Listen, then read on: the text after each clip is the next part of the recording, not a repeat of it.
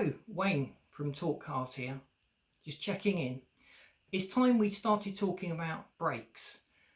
You often think about making your car go faster. We add more power. We go to the max in a lot of cases and continually add parts on. But when your car is moving faster, you need to think about stopping it. Braking is just as important as acceleration. So you must think carefully about doing a car project as a whole, not just putting a big engine in and making lots of power. You've got to set the handling up, you've got to get the braking right. So on a standard car, one of the easiest mods is just to change the brake pads. Choosing a pad with a higher friction material can make a big difference. We've seen shocking differences between pad manufacturers' products. Some of them are so hard they're dubbed as long life pads because they don't wear out. You kind of want your brake to work, to create friction, to wear out. Some pads generate an awful lot of dust, so that can be a pain keeping the alloy wheels clean and keeping everything tidy. There's a big difference as well in the operating temperatures. So on a track car, your brakes are going to be really hot most of the time. You'll be braking really hard into the corners, and you'll be doing that every 30-40 seconds depending on the track and setup, sometimes even more frequently than that.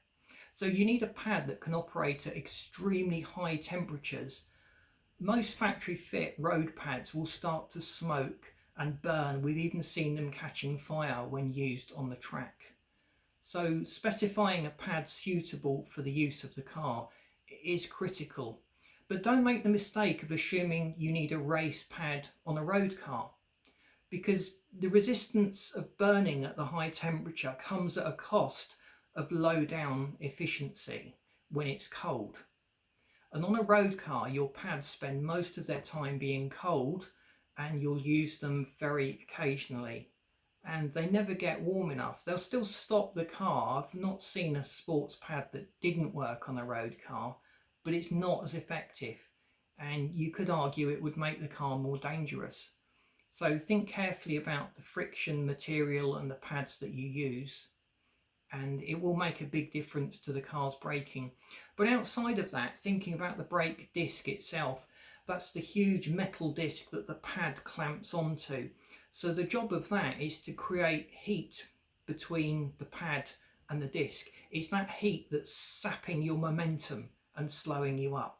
So the bigger that disc is, generally, the better it is. There's designs where you've got vented discs and grooved discs and drilled discs, and all of those aid with the cooling. There's a lot of arguments as to what is most suitable for which application. We're not going to get ourselves into that debate. There's a big choice out there, but you can generally choose a bigger disc and better pads as long as you've got the space in your alloy wheel to fit and accommodate the new brakes. One of the cheapest ways of upgrading your brakes is to go to your breaker's yard. Now, assuming you've got a base model car and there's a performance model out there, you'll often find the performance model's brake discs and pads are slightly larger than the standard model. And because the factory churns out the same alloy wheels, the same hubs, you'll often find they can bolt straight on. That's certainly the case with the Volkswagen Audi route. We've got a choice of Porsche brakes and high performance Audi brake systems that will often just bolt straight on to the smaller models of Golf with the smaller engines. Do your research, check your alloy wheel size and the clearance. All things are not equal. There's a lot of research that needs to go into it. But overall, if you make your discs bigger and better at dissipating heat, and you choose a pad with a good friction material that will operate in the environment you're going to use it most, you'll have a really good, really effective braking system.